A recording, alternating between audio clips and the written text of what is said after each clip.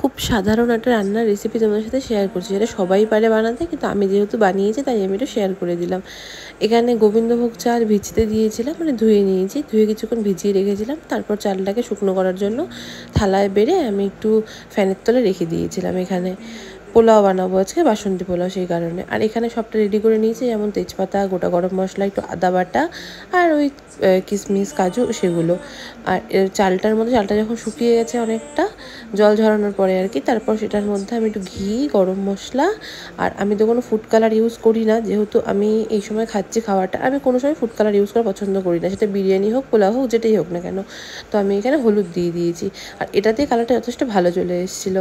তার মধ্যে আদা বাটাটা দিয়েছি, দিয়ে মেখে নিয়েছি। এখন তো বলেইছি বাইরের খাবার তো খাওয়া যায় না, তাই যেগুলো খাবার খেতে ইচ্ছে করে বেশিরভাগ খাবারগুলো আমি চেষ্টা করি বাড়িতে বানিয়ে নেওয়ার জন্য। আর খুব একটা কিন্তু মন্দ হয় না খেতে, যথেষ্ট ভালো হয় খেতে। আর এখানে কড়াইতে গরম করে নিয়েছি ঘি, ঘিয়ের মধ্যে দিয়ে দিয়েছি গোটা গরম মশলা, যেমন যা যা বের করে রেখেছিলাম, দারচিনি, একটু লবঙ্গ, এলাচ, তেজপাতা, সব কিছু দিয়ে দিয়েছি। এখান থেকে সুন্দর একটা যখন গন্ধ বেরোবে, তারপর এখানে কাজু কিশমিশগুলো ভাজতে দিয়েছি। এগুলো ভাজা হয়ে গেলে এগুলোর মধ্যে আমি দিয়ে দিব চালটা, সব কিছু দিয়ে সেই মেখে রাখা চালটা দিয়ে দিব। চালটা দেওয়ার পরে এখানে তারপর যতটুকু চাল দিলাম, তারপর চালের মধ্যে এখানে আমি লবণ, চিনি সবটা অ্যাড করে দিয়েছি, দিয়ে একটু কিছুক্ষণ ভেজে নিয়েছি। ভেজে নিয়ে চালের দ্বিগুণ জল দিয়ে দেবো। জল দিয়ে এটা এখানে আমি ঢাকা চাপা দিয়ে রেখে দিয়েছিলাম। আর এখানে পোলাওটা ঢাকা চাপা দিয়ে রেডি হচ্ছিলো এখানে পোলাও। আর তারই পাশে আমি সাইডে একটু মাটনের জন্য মশলা কষিয়ে নিচ্ছিলাম। আসলে দুজনের জন্য রান্না তো সেই জন্য একটু পরিমাণটা কমই আছে। তাও আমি পোলাওটা একটু বেশি করেই করেছিলাম, কারণ আমার বাড়িতে দুজন তো কাজ করে দিদি, তো তারাও যেন পরের দিন সকালে খেতে পারে, সেই কারণে তো আমি চেষ্টা করি যেটাই রান্না করি না কারণ একটু বেশি পরিমাণে করার। কারণ আমাদের সংসারটা এখন মনে হয় যে শুধু আমরাই চলছি, আর বাড়িতে তো কেউ থাকে না, সবাই সবার কাজে বাইরেই থাকে। তো আমরা দুজন আর ওই যারা কাজ করে দুজন, ওরা আসে সকালে, তো সেই সময়টা সুন্দর গল্প করে ওদের সাথে কেটে যায়।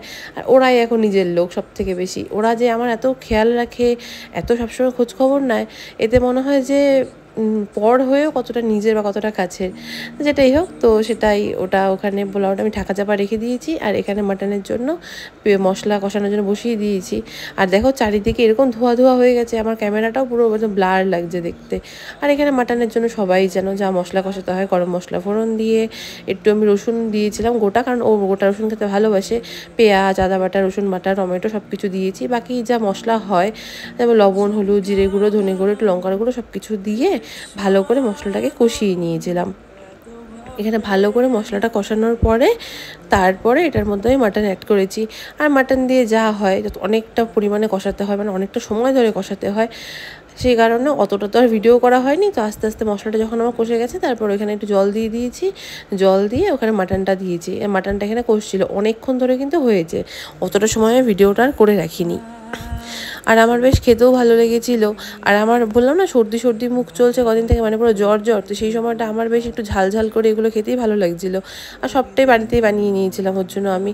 আর হঠাৎ এমন জিনিস খেতে ইচ্ছা করে আমার, যেমন রাত 9টার সময় মনে হয় যে খাবো, যেমন এই ভিডিওটাই তো আমি অনেক লেটে রান্না করেছিলাম সেদিন, আমার হঠাৎ করে খেতে ইচ্ছে হয়েছিল। আর এখানে পোলাওটা মানে ভালোই ঝরঝরা হয়েছিল কিন্তু। আর এখানেও খেতে বসে তো বলেছে ভালোই হয়েছে, আমারও ভালোই লেগেছিলো। আর রাতের বেলা একটু স্কিনের অবস্থা তো খারাপ হয়ে গেছে, তো একটু শীট মাস্ক লাগিয়ে একটু স্কিনটা কেয়ার করে নিচ্ছিলাম। তো চলো টাটা।